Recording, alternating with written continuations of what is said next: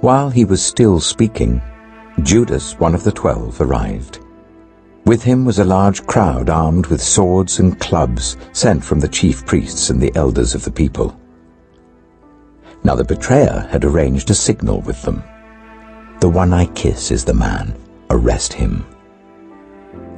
Going at once to Jesus, Judas said, "Greetings, Rabbi," and kissed him. Jesus replied, "Do what you came for, friend." Then the men stepped forward, seized Jesus, and arrested him. With that, one of Jesus' companions reached for his sword, drew it out, and struck the servant of the high priest, cutting off his ear. "Put your sword back in its place," Jesus said to him. "For all who draw the sword will die by the sword. Do you think I cannot call on my Father, and he will at once put at my disposal more than 12 legions of angels? But how then would the scriptures be fulfilled that say, 'It must happen in this way'?" In that hour Jesus said to the crowd, "Am I leading a rebellion that you've come out with swords and clubs to capture me? Every day I sat in the temple courts teaching, and you did not arrest me. But this has all taken place that the writings of the prophets might be fulfilled." Then all the disciples deserted him and fled. Those who had arrested Jesus took him to Caiaphas, the high priest, where the teachers of the law and the elders had assembled. But Peter followed him at a distance, right up to the courtyard of the high priest. He entered and sat down with the guards to see the outcome. The chief priests and the whole Sanhedrin were looking for false evidence against Jesus, so that they could put him to death. But they did not find any, though many false witnesses came forward. Finally, 2 came forward and declared, "This fellow said, 'I am able to destroy the temple of God and rebuild it in 3 days.'" Then the high priest stood up and said to Jesus, "Are you not going to answer? What is this testimony that these men are bringing against you?" But Jesus remained silent. The high priest said to him, "I charge you under oath by the living God. Tell us if you are the Messiah, the Son of God." "You have said so," Jesus replied. "But I say to all of you, from now on you will see the Son of Man sitting at the right hand of the Mighty One and coming on the clouds of heaven." Then the high priest tore his clothes and said, "He has spoken blasphemy. Why do we need any more witnesses? Look, now you have heard the blasphemy. What do you think?" "He is worthy of death," they answered. Then they spat in his face and struck him with their fists. Others slapped him and said, "Prophesy to us, Messiah. Who hit you?" Now Peter was sitting out in the courtyard, and a servant girl came to him. "You also were with Jesus of Galilee," she said. But he denied it before them all. "I don't know what you're talking about," he said. Then he went out to the gateway, where another servant girl saw him and said to the people there, "This fellow was with Jesus of Nazareth." He denied it again with an oath. "I don't know the man." After a little while, those standing there went up to Peter and said, "Surely you are one of them. Your accent gives you away." Then he began to call down curses, and he swore to them, "I don't know the man." Immediately a cock crowed. Then Peter remembered the word Jesus had spoken, "Before the cock crows, you will disown me 3 times." And he went outside and wept bitterly.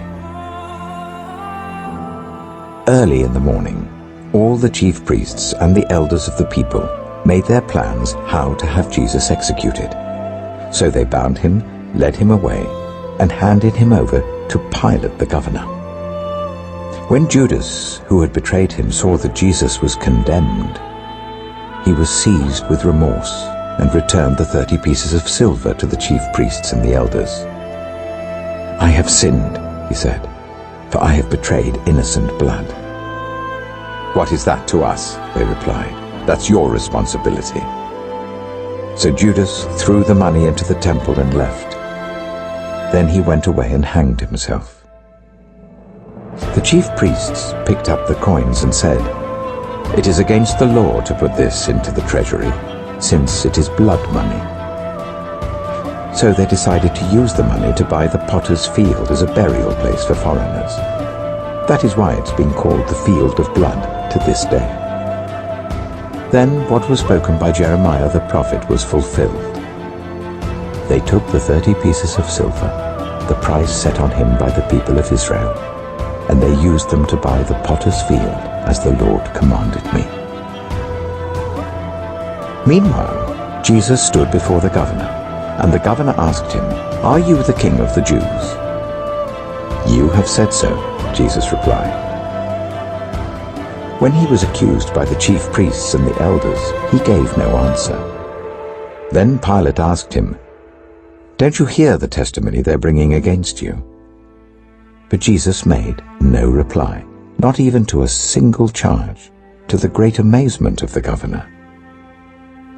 Now it was the governor's custom at the festival to release a prisoner chosen by the crowd. At that time, they had a well-known prisoner whose name was Jesus Barabbas. So when the crowd had gathered, Pilate asked them, "Which one do you want me to release to you, Jesus Barabbas or Jesus who is called the Messiah?" For he knew it was out of self-interest that they had handed Jesus over to him.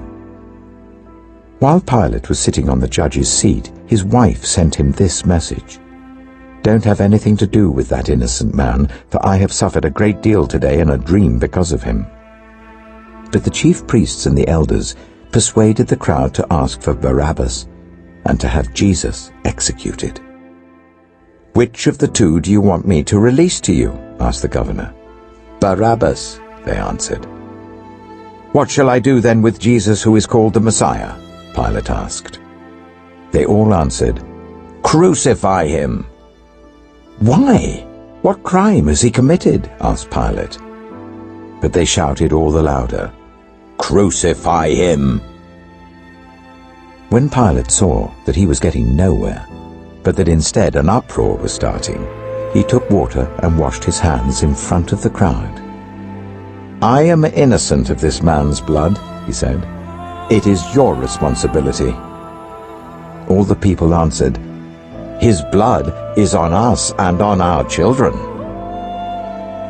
Then he released Barabbas to them, but he had Jesus flogged and handed him over to be crucified. Then the governor's soldiers took Jesus into the praetorium and gathered the whole company of soldiers round him. They stripped him and put a scarlet robe on him, and then twisted together a crown of thorns and set it on his head. They put a staff in his right hand. Then they knelt in front of him and mocked him. "Hail, King of the Jews," they said. They spat on him and took the staff and struck him on the head again and again. After they had mocked him, they took off the robe and put his own clothes on him. Then they led him away to crucify him. As they were going out, they met a man from Cyrene named Simon, and they forced him to carry the cross. They came to a place called Golgotha, which means the place of the skull. There they offered Jesus wine to drink mixed with gall, but after tasting it he refused to drink it. When they had crucified him, they divided up his clothes by casting lots, and sitting down they kept watch over him there. Above his head they placed the written charge against him, "This is Jesus, the King of the Jews." 2 rebels were crucified with him, one on his right and one on his left. Those who passed by hurled insults at him, shaking their heads and saying, "You who are going to destroy the temple and build it in 3 days, save yourself. Come down from the cross if you are the Son of God." In the same way the chief priests, the teachers of the law, and the elders mocked him. "He saved others," they said, "but he can't save himself. He's the King of Israel. Let him come down now from the cross, and we will believe in him. He trusts in God. Let God rescue him now, if he wants him. For he said, I am the Son of God. In the same way, the rebels who were crucified with him also heaped insults on him.